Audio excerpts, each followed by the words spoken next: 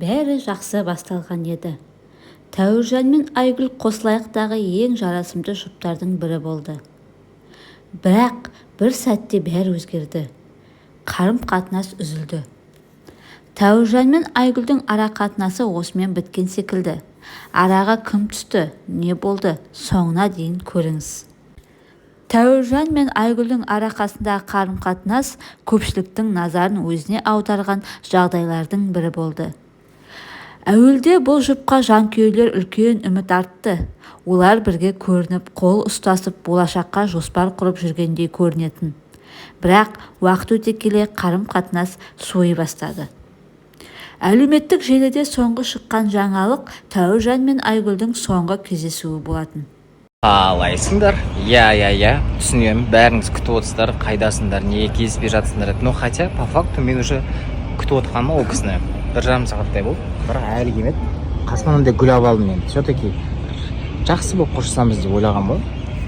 Походу общаемыз. Тәуіржанның әлеуметтік желідегі жақын арада бір соңғы кездесуіміз бар деген жазбасы бәрін түбегейлі өзгертті. Бұл жазба Тәуіржан мен Айгүлдің жанкүйерлері үшін күтпеген жағдай болды. Айгүл де бұл жағдайға бей-жай қарамады. Ол өз парақшасында былай деп жауап берді. Соңғы кездесу болғанша мүлде кездесу болмағаны дұрыс. Мен ондайды түсінбеймін. Айгүлдің бұл сөздері оның көңілі қалған, ренжіп тұрған, білдіріп тұрғандай. Білмеймін енді, соңғы кездесу деген сияқты әңгіме болып жатыр екен. Мен жалпы өзім ұнатпаймын соңғы кездесу дегенді. Либо кездесу нормально болу керек, либо вообще болмай-ақ қою керек. Соңғы деген сөзді адам ойына алса, мынау қазір мен барам, сол соңғы кездесу болады деген ой болса, онда лучше болмай-ақ қойған дұрыс деген сияқты ғой. Мәнде мағынасы болмайтын сияқты. Білмейміз енді, көреміз уақыт өте келе не болатынын.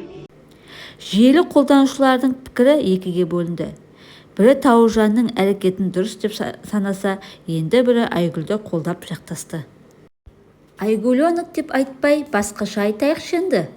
Гуджаннан отписка, кеттік. Біз сені қолдаймыз, Айгүленок. Қайырлысы осы шығар. Екеуің де бақытты болыңдар. Екеуі де керемет жандар. Аз уақытта халықтың сүйіспеншілігіне ие болды.